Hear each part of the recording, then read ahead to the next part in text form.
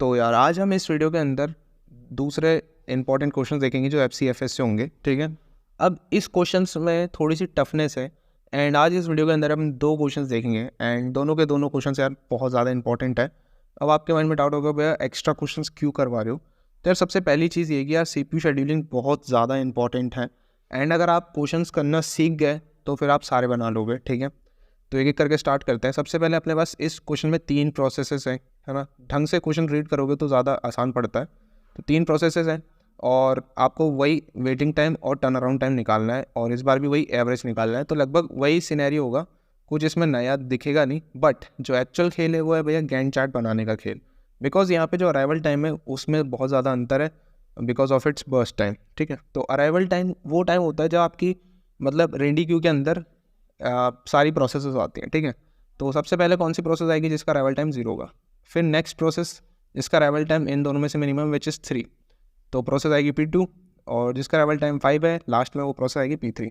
तो जो ready queue होगी, आप हर बार जो कभी भी कंफ्यूज होते हो ना गैंट चार्ट बनाने के लिए, तो आप सबसे पहले रेडी क्यू बनाओ। तो सबसे पहला काम जो आपका कि आप ऐसे करके जो क्यू है वो डिज़ाइन करो, क्लियर है। तो आपने यहाँ पर रेडी क्यू को डिज़ाइन कर दिया क्योंकि क्यू डेटा स्ट्रक्चर में क्या जो पहले आएगी वो पहले एग्जीक्यूट होगी। तो सबसे पहले एट टाइम 0, तो हम सबसे पहले इससे बनाएंगे गैंट चार्ट, ठीक है। जब मेरा टाइम 0 था, क्लियर है, जब मेरा टाइम 0 था तो कौन सी प्रोसेस आ गई क्यू के अंदर, P1 आ गई। तो P1 जो है क्यू के अंदर आ गई। अब P1 एग्जीक्यूट हो रही है 2 यूनिट ऑफ टाइम, ठीक है। तो P1 एग्जीक्यूट होगी 0 से लेके 2 तक, ठीक है। आप 2 सेकेंड ले सकते हो समझने के लिए, 2 सेकेंड में P1 एग्जीक्यूट होगी। अब ध्यान से देखो, 2 सेकंड में कोई सी भी जॉब नहीं है, या तो 3 सेकंड में या तो 5 सेकंड में, है ना। तो 2 सेकंड में कुछ नहीं है, तो इसका मतलब है यार एक जो सेकंड होगा वो वेस्ट होगा, ठीक है, या फिर एक यूनिट जो वेस्ट होगी, ठीक है। तो ये वेस्टेज यूनिट है, यहाँ पे CPU खाली बैठा है। तो समझ में आ रही बात क्या हो रही है, यहाँ पे CPU खाली बैठा है 2 से 3 के बीच में, 1 सेकेंड समझ सकते हो अगर, या फिर आप 1 यूनिट समझ सकते हो, क्लियर है। अब 3 में देखा हमने कि कौन सी जॉब या कौन सी प्रोसेस अराइव हुई, तो वो अराइव हुई P2। तो कौन एग्जीक्यूट होगा भैया, फर्स्ट कम फर्स्ट सर्व के हिसाब से P2 ये जो होगा वो एग्जीक्यूट होगा एट यूनिट 3 पे, है ना। 3 पे कौन एग्जीक्यूट होगा, P2 एग्जीक्यूट होगा, क्लियर है बात। तो इसी तरीके से ये आप बना सकते हो या आप बता सकते हो, क्लियर, समझ गए कि कब क्या हो रहा है वो आपको बताना है। ओके, तो 3 पे क्या एग्जीक्यूट हो जाएगा, यहाँ पे P2 में लिख देता, ठीक है। एंड 3 के बाद एक टाइम चलेगा तो वो टाइम हो जाएगा 4 पे, तो 4 तक P2 एग्जीक्यूट होगी। एंड देखोगे आप 5, तो 4 और 5 में CPU फिर आइडियल बैठेगा और 5 पे फिर एग्जीक्यूट होगा 6 यूनिट ऑफ टाइम तक। इस तरीके से काम होगा। तो रेडी क्यू में आपको देखना पड़ेगा, यहाँ पे मैं रेडी क्यू उतना अच्छी तरीके से बना नहीं पा रहा हूँ बिकॉज यहाँ पे दिक्कत हो रही है। मैं आपको यहाँ पर सीधा गैंट चार्ट समझा देता हूँ, ठीक है। तो वही चीज़ जो मैंने आपको बताई कि किस टाइम पे CPU आइडल बैठेगा, किस टाइम पे क्या होगा, वही चीज़ यहाँ पे मैं फिर से समझाऊंगा। सबसे पहले क्या हुआ, प्रोसेस 0 पे देखो, एट टाइम 0 कौन सी process I, P1 I. P1 execute हुई 2 सेकंड तक या 2 यूनिट ऑफ टाइम तक P1 एग्जीक्यूट हो गई एंड कंप्लीट हो गई, क्योंकि बस टाइम वही होता है जब CPU उसको अलोकेट होता है एंड कब तक वो कंप्लीट होता है, तो उसको बस टाइम कहते हैं। नेक्स्ट प्रोसेस आई P2, पर वो आई 3 पे और अपनी एग्जीक्यूट हो गई P1 2 पे। तो 1 यूनिट ऑफ टाइम फ्री है बिकॉज अराइव भी कितने पे हो रही है, 3 पे। तो क्यू के अंदर P2 पड़ेगा बट 3 यूनिट ऑफ टाइम पे पड़ेगा और वो एग्जीक्यूट हो रहा है सिर्फ 1 यूनिट पे, तो P2 पूरा कंप्लीट हो जाएगा 4 पे।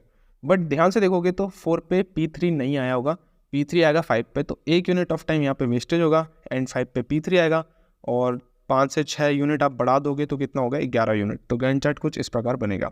आपसे वही पूछ रहा है भाई average waiting time, average turn around time. तो वेटिंग टाइम के लिए आपको completion time minus arrival time निकालना पड़ेगा। कंप्लीशन टाइम आप गैंट चार्ट से निकाल सकते हो, P1 कब कंप्लीट हो रहा है, 2 पे कंप्लीट हो रहा है ना, और P2 कब कंप्लीट हो रहा है, 4 पे कंप्लीट हो रहा है एंड लास्ट वाला 11 पे कंप्लीट हो रहा है। तो इस तरीके से 2 4 11 निकाल लिया।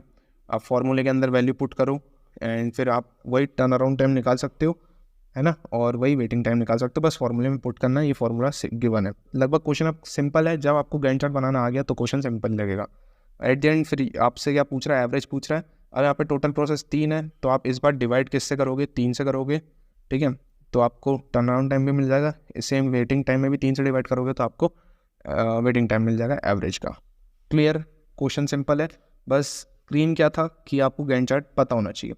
गैंट चार्ट में ये इंपॉर्टेंट चीज़ है कि कहाँ पे CPU आइडियल बैठेगा, कहाँ पे CPU प्रोसेस को रन करेगा, ये 2 इंपॉर्टेंट चीज़ें हैं। अब ये तो सिंपल क्वेश्चन है जो कि प्रीवियस वाले से थोड़ा मिलता जुलता था।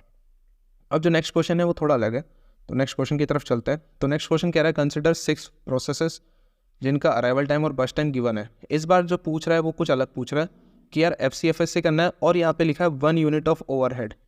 अब ये नया चीज़ है। और दूसरी चीज़ जो पूछ रहा है वो पूछ रहा है भाई efficiency, find the efficiency of the algorithm. तो एल्गोरिथम कितनी ज़्यादा एफिशिएंट है वो पूछ रहा है, ठीक है। तो सबसे पहले अपन क्या करेंगे, इसका गैंट चार्ट बनाएंगे। अब इसका गैंट चार्ट बनाना थोड़ा सा अलग रहेगा बिकॉज यहाँ पे क्वेश्चन में थोड़ा सा चेंज है। अब इससे ज़्यादा टफ क्वेश्चन नहीं बनेगा और इससे ज़्यादा वैरायटी बनेगी नहीं। तो पहले ऐसा करते हैं, गैंट चार्ट को यहाँ रखते हैं, डायरेक्टली समझते हैं with the help of question की गैंट चार्ट कैसे बनेगा, ठीक है। तो सबसे पहले अराइव हुई जॉब 0 पे, है ना। 0 से देखेंगे कौन सबसे पहले आया, P1 आ गया, एग्जीक्यूट हुआ 3 सेकंड तक। अब 3 सेकंड तक कौन कौन सी जॉब आ गई, 1, 2 एंड 3 वाली सारी जॉब्स आ चुकी हैं, ठीक है।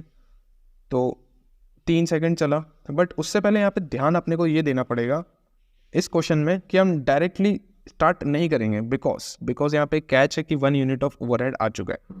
जब भी लिखा है कि 1 यूनिट ऑफ ओवरहेड आ चुका है तो आप उसको शुरू की 1 यूनिट को हर एक प्रोसेस से चालू होने से पहले शुरू की 1 यूनिट में आप क्या करेंगे, ओवरहेड लगेंगे। मतलब कि ये खाली यहाँ पे CPU बैठा हुआ है, ठीक है। यहाँ पे कोई प्रोसेस एग्जीक्यूट नहीं हुई, फिर एग्जीक्यूट होगी 1 से 3 यूनिट चलेगी। तो 1 से 3 यूनिट कितनी होगी, 1 से 4। और कौन एग्जीक्यूट हो रहा है, जो प्रोसेस पहले आई थी विच इज़ अराइवल टाइम जिसका सबसे कम होगा। तो प्रोसेस थी P1 एग्जीक्यूट हो गई। अब जो नेक्स्ट प्रोसेस है वो भैया P2 है बिकॉज 4 यूनिट ऑफ टाइम पे देखेंगे कौन कौन सी आ रही है, सारी आ चुकी है। मतलब ये आ चुकी, ये आ चुकी, ये आ चुकी, ये आ चुकी, क्योंकि इनका अराइवल टाइम इतना है, ठीक है। तो हमने क्या किसको लिया, जो पहले आया है। पहले कौन आया, अराइवल टाइम के हिसाब से देखेंगे P2 आया। बट ध्यान से देखना, फिर से लिखा है मतलब सारी जॉब्स के लिए 1 यूनिट ओवरहेड है। जैसी 1 यूनिट ओवरहेड है तो 4 से 5 CPU फिर खाली बैठा है और अब पकड़ेगा P2 को। और कितनी देर तक पकड़ेगा, बस टाइम जिसका 2 यूनिट है।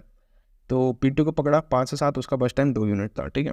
कैच सिंपल सा यही है कि हर जॉब को उसी तरीके से मैनेज करना है, बट हर बार क्या करना है, 1 यूनिट का ओवरहेड प्रोसेस होने से पहले, है ना, CPU प्रोसेस को मिलने से पहले हर बार क्या करना पड़ेगा, 1 यूनिट का ओवरहेड ऐड भी करना पड़ेगा।